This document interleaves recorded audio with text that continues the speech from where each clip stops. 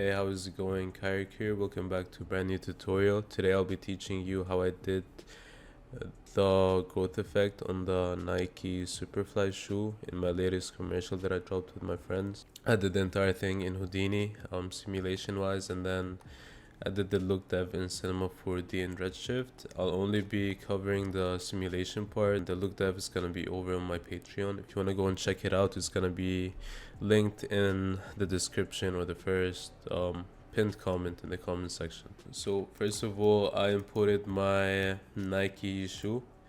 I did animation in Cinema 4D. It's a super simple animation, just a bend deformer.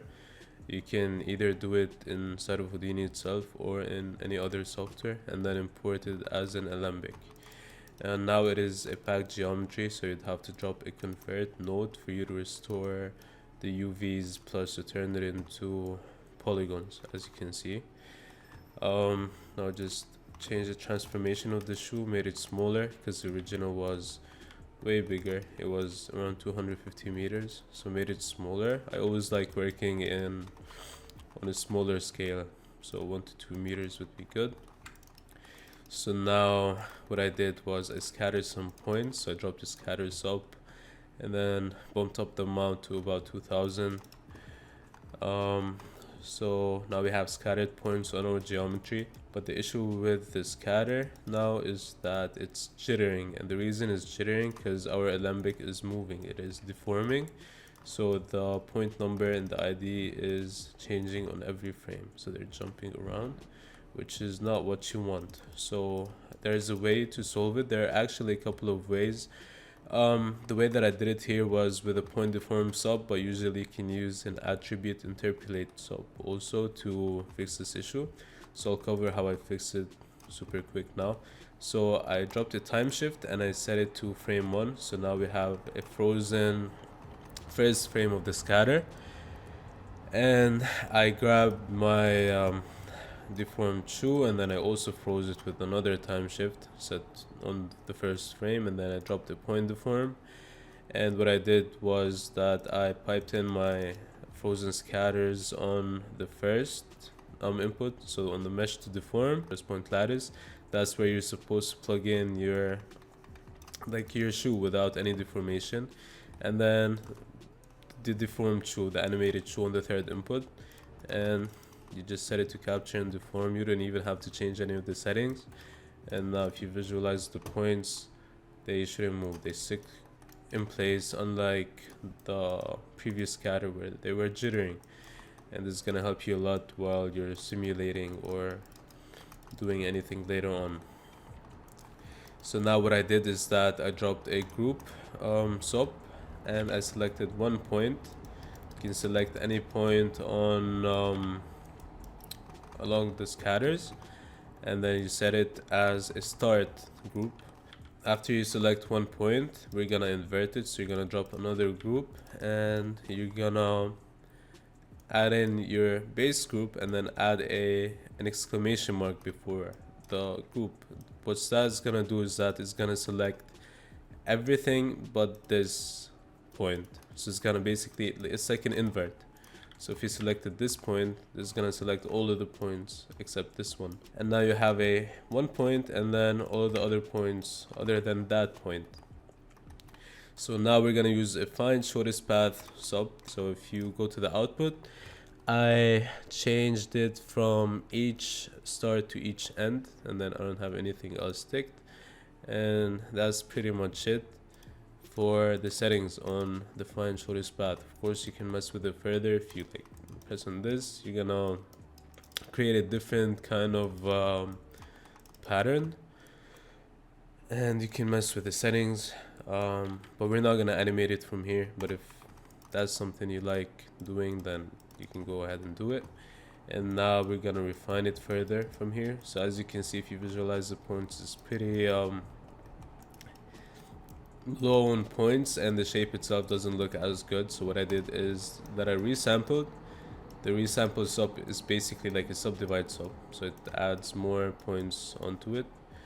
And yeah, you can resample. Don't go overkill on the points and do not lower them, but you can also art direct it a little in case you want some other looking shapes, I guess.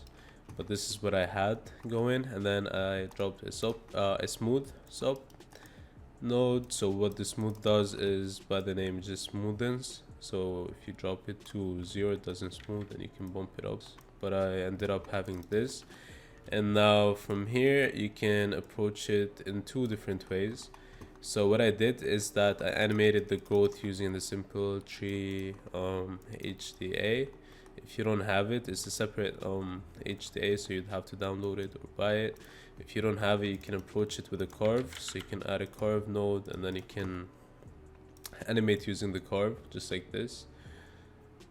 So this is an option if you want, and then you can like sweep.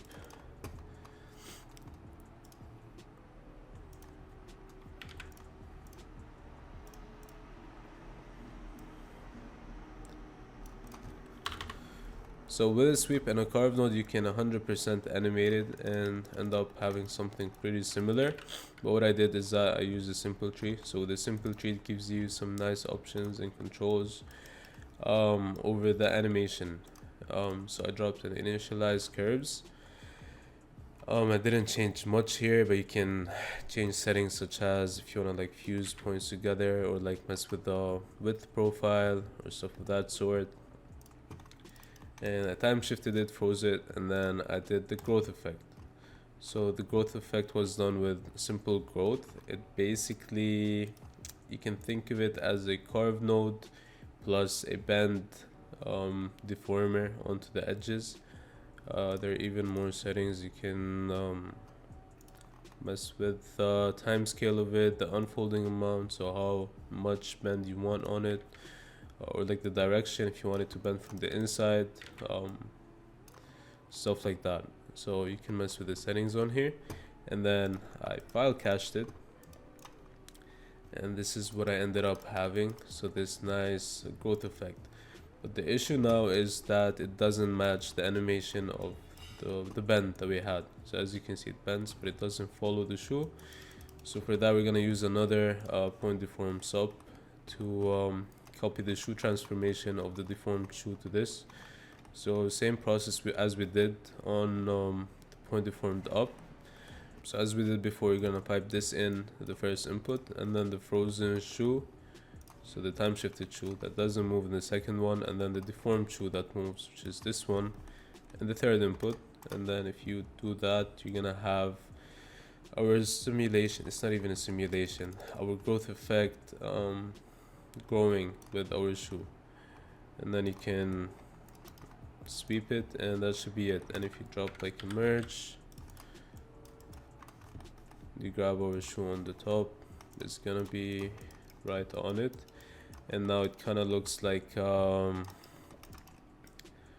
veins growth effect or a plant growth effect onto the shoe itself, which looks pretty nice.